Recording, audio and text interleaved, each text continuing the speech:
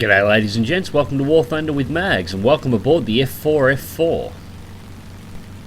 Now first things first, for those who are going to ask, this is not the final intro that I'll be using, this is not the new intro, this is just something I've been experimenting with.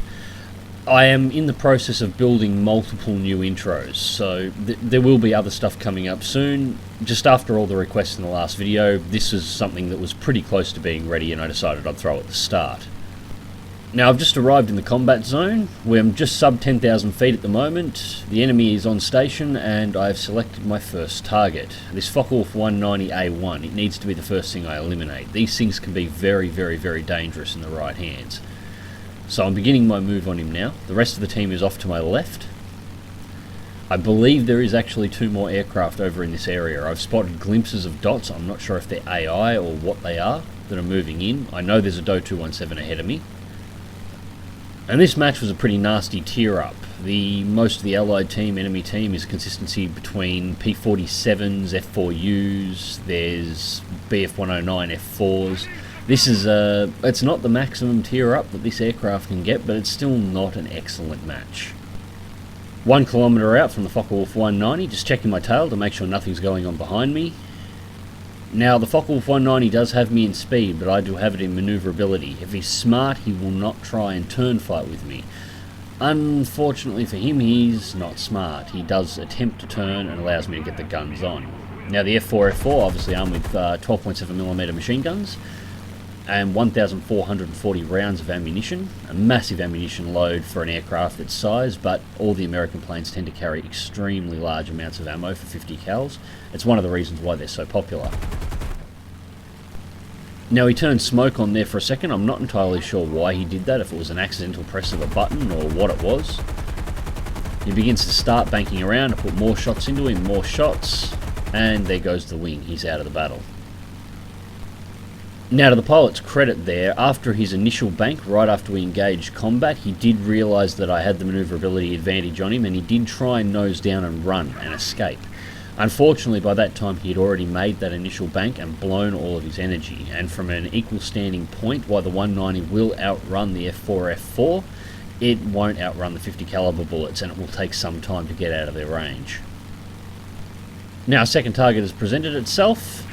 A Hitler Bolt, a premium P-47 Thunderbolt. Now it has just shot down one of our P-63 A5s. I take the angle on it, get some shots in, light him up. However, I'm not going to stop shooting him just yet. Put some more rounds into him. Thunderbolts are known for going out and I want this guy down. Put a few more rounds in until I see the elevators fly off at a down angle, and that's it. That's a Hitler Bolt out of the game. Now DO 217 makes a move on me then. I pull it straight into the vertical and loop over. It turns away to run. Now the DO 217, lots of cannons, 2 big engines, not so manoeuvrable. It's a pretty fast aircraft overall. If it was just me here alone, he probably would have been able to outrun me, but unfortunately for him, I had a Corsair on my wingtip. The Corsair is closing distance to him fast. Since he is unable to outrun the Corsair, he is going to have to try and turn with it. Unfortunately for him, that puts him into my guns. Now I am aware I am running extremely low on ammunition at this point in time. I only have 270 rounds of ammo left. There we go, the 217's made its turn. I go high and cross over the rear of the Corsair to come in underneath. The Corsair brakes high as the DO brakes low, put shots in and just light the right engine on fire instantly. Before anyone asks, I'm running omni-purpose belts on all aircraft below the P-47. Now that'll be my third and final kill of this match. While I do still have 132 rounds of ammunition on board and I could conceivably engage and kill another aircraft, it's better that I bail out of this area at the moment, return to base and grab a fresh ammo load. Now I think I've been sneaky here. A furball started up behind me and I'm just keeping it low, getting out to distance away, but I have been noticed. Now that premium P-47 is keeping a track on me as I exit the furball. The BF-109 F4 that has just dove in with him is about to kill that F4U that was flying on my wing before, leaving me, the F6F that's on the runway, and an A20G still flying versus two 109s and a premium P-47. Now the last head check I made showed the P-47 heading away from me, so I think I've managed to escape out at this time. At the moment he's just making sure he finishes off the job there before he comes over and deals with the job that's here. It doesn't take too long for him to close back in. And there's the F4F down, a quick spin of the camera, there's the P-47 closing fast. Alright. Just checking ranges on it again, it's already out to 4.5 kilometers, it's gaining altitude, ready to boom in. Quickly jump through, checking the map, distance, he's going to be in range of spotting that F6F in just a few moments.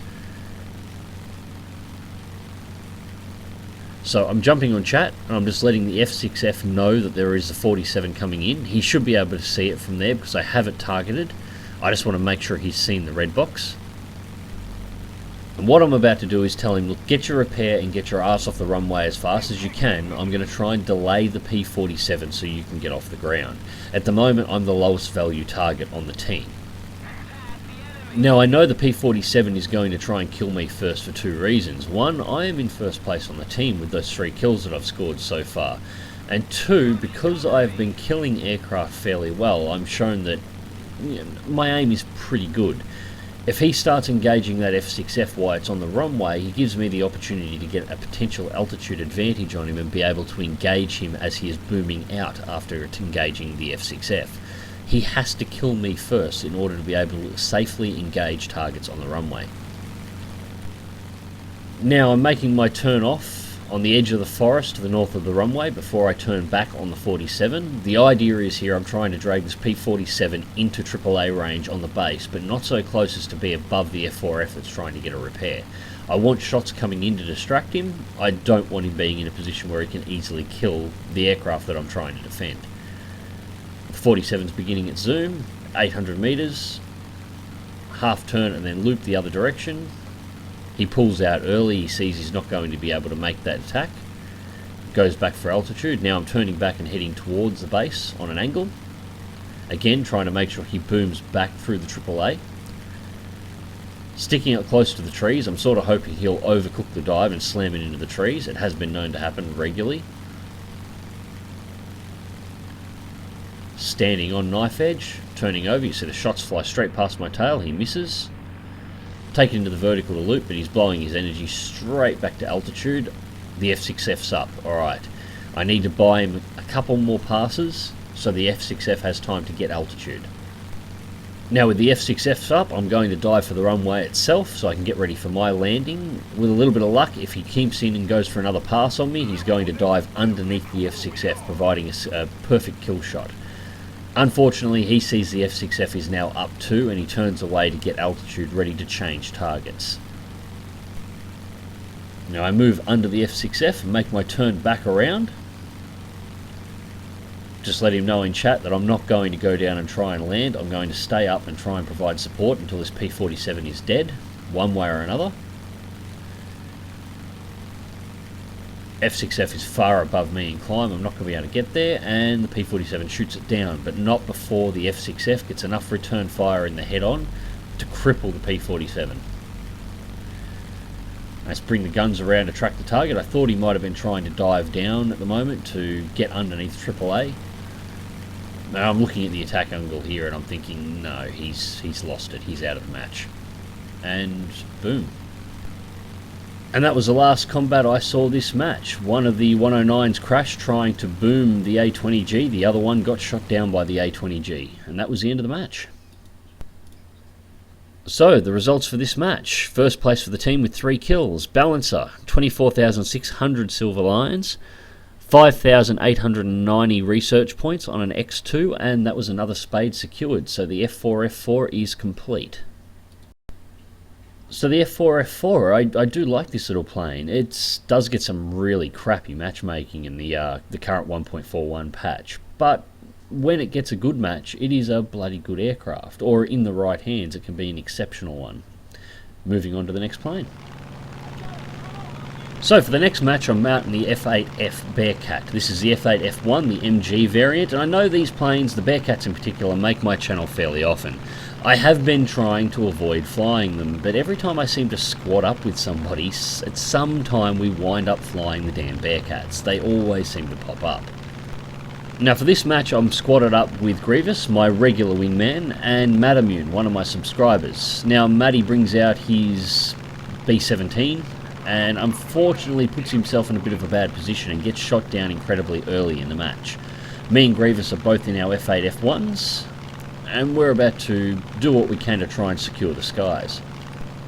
Now the map is obviously Mensk alternate history. It is the US and British forces versus the USSR.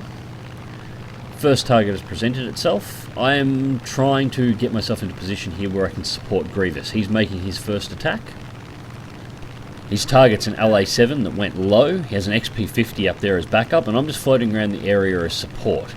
There is an aircraft in this area that I am incredibly worried about. There's a LA-9 just skirting around the distance at about 9k away at the moment, flown by one of the members of the Angry Joe Show Army, the AJSA. Now I'm giving him a fairly high priority at the moment because I'm yet to encounter an AJSA member that isn't a damn good pilot and doesn't take his flying very seriously, and he's also in an LA-9, so I'm just keeping a watch on him now. Now me and Grievous turn out here. We are attempting to intercept Madamune's position at the moment. Unfortunately, he got his B-17 almost 15 k's away from our Allied fighter support, so there was very little we could do. He also got bounced by two LA-7 B-20s. And here comes that LA-9. I turn the camera at just the right time to see him coming in, dip the nose down to go underneath and then take it into a loop to go over top, hold wet through the loop to maintain airspeed. As I go into a dive, shut it down because I do not want to cook the engine while fighting an LA-9. In fact, I don't really need the airspeed in this fight, I need maneuverability. So you actually see here I throttle it down to 54% so I can increase my turn. And I'm just letting the fall. We're actually in a giant spiraling dive at the moment. Maintain my speed. As I point the nose up, I go back to WEP to maintain, take the lead. Fireball. Grievous falls onto his tail just to make sure he's dead. Doesn't put any shots in. Just tracks him, making sure he's going to go down before he breaks off and comes back to altitude. Next target has already presented itself, closing in. It's a Yak-9. I'm gently climbing underneath the rest of my team in order to get altitude back while giving myself some defense. Grievous has used the speed he gained in the dive following the LA-9 to burst back above me. And I'm just letting the team move in to clear my tail of this Yak-9. It seems wary of moving into this swarm, and honestly I can't blame it. However, I see Grievous moving in for the attack, so I immediately bring the plane around. Yak-9 goes to make a pass, just roll it over an angle down, he can't get the guns on me.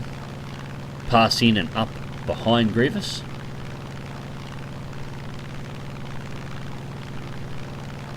And I'm just flying support now.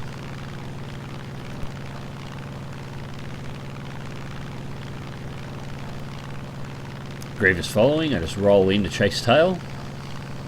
I'm just here to make sure his tail's clear. We split out wide.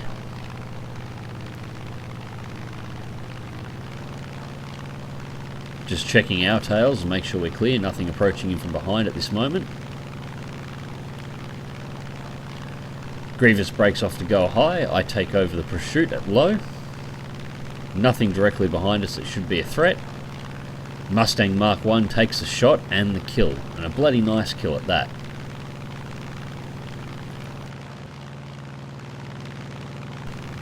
Now I've skipped a chunk of the battle here is because the next 6 minutes of the fight was pretty boring. Nobody was really doing a whole lot of anything until this Focke-Wulf 190 decided to try and slip back towards its base underneath us.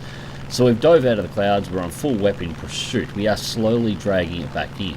Now this is a Focke-Wulf 190 D9 Premium. The Bearcats can catch it, but only just, and we require a pretty angry dive angle in order to get the speed up in the first place to be able to wind him in. To top it off, he's actually making it easy for us. He's manoeuvring around a little bit at the moment. The dipping and diving that he's doing at the moment, a lot of pilots think it will give you extra speed. It blows as much energy as you gain. Now I've just seen shots come in from behind, so I take a quick burst at the D9, then I loop over Grievous from behind, to sit in a high position to be able to dive through and secure the kill if it's necessary to do so. However, he locks it down, immediately pull it into a loop, switch the camera around to select new targets, LA7, quick scissor so it overshoots. LA7 goes high, second LA7 is in the area. There are actually 3 targets on top of us at the moment. I've only spotted the 2 LA7s. I take a hit from the side, that was a Yak 3 that I was not aware that was in the area. First shots go out, fireball the LA7.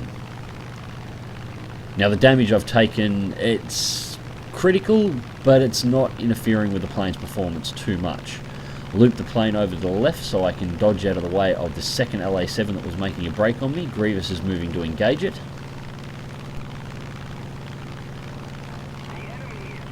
Moving for a second angle on the LA7. It dives through. Continue the half loop to fall back in on its tail, moving to track it. Second LA7 presents itself. That's the one I lit on fire a few moments ago. The fire has gone out. I'm going to have to execute it again. Another burst goes in. I'm firing a little wildly at this point in time. I need to restrain the trigger finger a little bit. I pull back on the throttles a little because I am overheating. WEP is off, and I re-fireballing. And that time it's going to be fatal.